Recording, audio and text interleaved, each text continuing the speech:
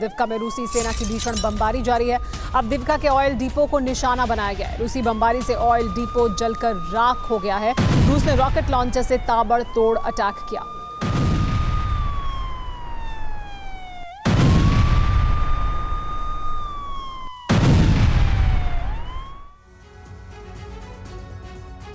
Israel Hamas के बीच ceasefire की मियाद 4 दिन और बढ़ गई है। इस बीच अमेरिका इजरायल की ईरान से तनातनी भी बढ़ती जा रही है। हालात ऐसे हो रहे हैं कि गाजा की भड़की युद्ध की चिंगारी अब पूरे अरब को जला सकती है, क्योंकि इजरायल अमेरिका से ईरान पर न्यूक्लियर अटैक करने को कह रहा है। उधर ईरान ने अमेरिकी युद्धपोत को डुबोने का ब्लूप्रिंट तैयार कर लिया है, जबकि ईरानी प्रॉक्सी संगठनों ने अल्टीमेटम दिया है कि मिडिल ईस्ट से अमेरिका को खदेड़ कर ही दम लेंगे। यानी हालात तीसरे विश्व युद्ध की आशंका को बढ़ाते हुए दिख रहे हैं। मिडिल ईस्ट सुलगने वाला है।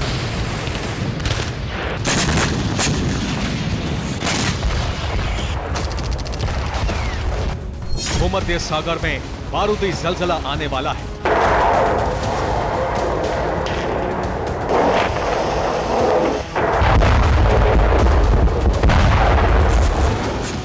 अब या तो ईरान हटकेगा या फिर अमेरिका का दबदबा अरब से खत्म हो जाएगा, क्योंकि गाजा से भड़की जंग अब तक के सबसे बड़े युद्ध में बदलने वाली है। दोनों तरफ से जबरदस्त तैयारी है।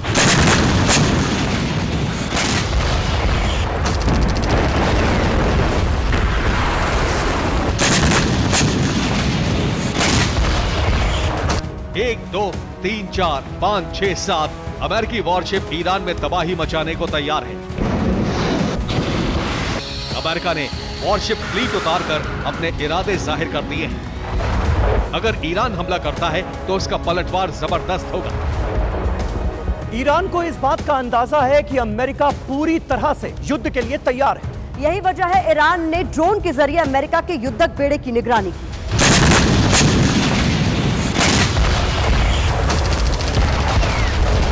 निगरानी करके ईरान ये बताना चाहता है कि वो अमेरिका पर नजर बनाए हुए है और जब चाहे उसके ड्रोन अटैक कर सकते हैं।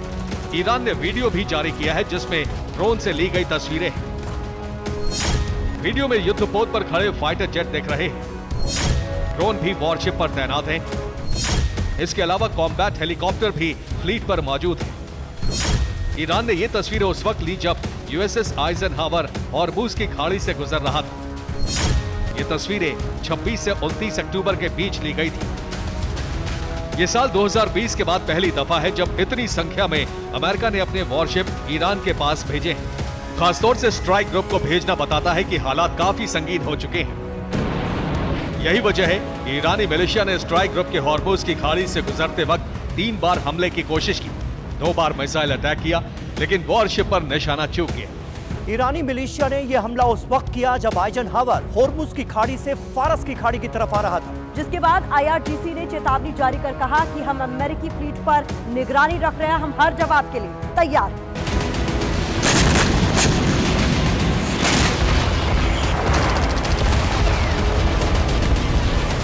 दरअसल यूएसएस आइजनहावर और USS Gerald Ford striker worship के फारस की खाड़ी में पहुंचने से ईरान सतर्क हो चुका है, क्योंकि एक दिन पहले इजरायल ने ईरान को रोकने के लिए एटमी हमले का अल्टीमेटम दे डाला।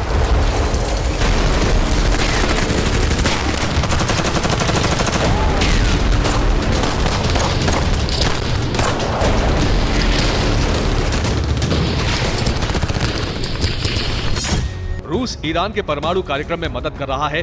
रूस के जेट ईरान की सुरक्षा के लिए निगरानी करेंगे। अब ईरान परमाणु बम बनाए उससे पहले एक ही विकल्प है, न्यूक्लियर हमला करके उसके मंसूबे को कुचल दिया जाए।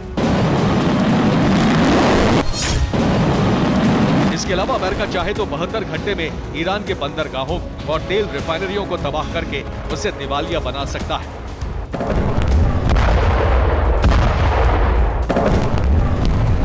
अमेरिका भी जानता है कि ईरान मिडिल ईस्ट में सबसे बड़ा सिरदर्द बन चुका है, फिर भी अमेरिका सीधे टकराने से बच रहा है। दरअसल अमेरिका पिछले कई युद्ध में बड़ा नुकसान झेल चुका है, इसलिए इजराइल हमास के बीच युद्ध में अभी तक अमेरिका नहीं कूदा है। 2022 से जारी यूक्रेन रूस युद्ध में भी अमेरिका सिर्फ मदद कर रहा है, उसने सेना नहीं उतारी है। हालांकि उसे अब तक 4 लाख करोड़ का नुकसान हो चुका है।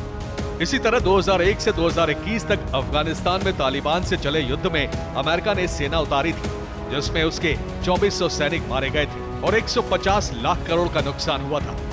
जबकि सीरिया इराक में 2011 से युद्ध जारी है, जिसमें अब तक 211 सैनिक मारे गए हैं, 1400 करोड़ का नुकसान हुआ है। इससे पहले वियतनाम में 1955 से 1975 तक 20 साल चले युद्ध में सेना उतारी थी, जिसमें 58,000 सैनिक मारे गए थे और 5 लाख करोड़ का नुकसान हुआ था। इसलिए अमेरिका इजरायल के उकसाने पर भी ईरान पर हमले से बच रहा है, क्योंकि वो जानता है कि अगर ईरान पर हमला किया तो ईरान प्रॉक्सी मिडिल ईस्ट में उसके सैन्य बेस तबाह कर देंगे। जो अभी तक इजरायल पर बम बरसा रहे हैं, उनके टारगेट पर अमेरिका आ जाएगा, जिससे अमेरिका का दबदबा अरब में खत्म हो सकता है। ईरानी समर्थित संगठन एक साथ मिलकर अमेरिका की घेराबंदी करने के लिए तैयार है। सबसे आगे हमास है। कमान इस्माइल हानिया के पास है। गाजा गढ़ है। 1987 में बने हमास में 50,000 लड़ाके युद्ध के लिए तैयार हैं। लेबनान से ऑपरेट होने वाले हिजबुल्लाह का चीफ नसरल्लाह धमकी दे रहा है। 1982 में बने इस संगठन के 70,000 लड़ाके भारी तबाही मचा सकते हैं। रेड सी में 1990 में बने हूती ने कोहराम मचाया हुआ है। उसके chief Abdul Malik al Houthi ने कहा है कि यमन से उसके 1 लाख लड़ाके इजराइल में घुस जाएंगे। वेस्ट बैंक में फतह संगठन सक्रिय है, जिसका चीफ जिब्रील रेजब है। 1987 में बना था, जिसमें इस वक्त 7,000 लड़ाके हैं। PIJ ईरानी प्रॉक्सी संगठन का चीफ जियाद अल नखला है, जिसके इशारे पर सीरिया इराक में अमेरिकी बेस पर हमले हो रहे हैं। 1981 में बने PIJ में 5,000 लड़ाके हैं। ISIS की कमान अबू हफज अल हाशमी के पास है, जो इराक सीरिया में 2004 से सक्रिय है। 32,000 लड़ाके अमेरिकी ठिकानों पर फिदाइन अटैक करने की तैयारी में है।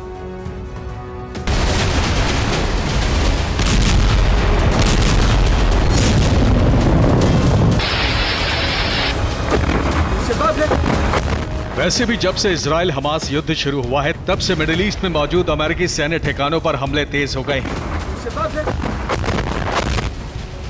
7 अक्टूबर से अब तक 66 हमले। अमेरिका को सुरक्षा घेरा बढ़ाना पड़ा।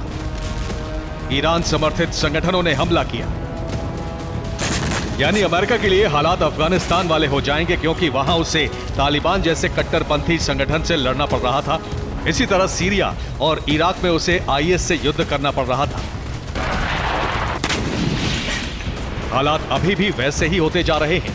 अमेरिका ने इराक से मिलिट्री इक्विपमेंट को सीरिया ट्रांसफर किया है, क्योंकि इराक के मिलिशिया ग्रुप अशब अल काहफ ने धमकी दी है कि गाजा सीज फायर के बावजूद ये सर्दियां शांतिपूर्ण नहीं रहेंगी। आग आपका इंतजार कर रही है। हमारी मिसाइलें और ड्रोन तैयार हैं।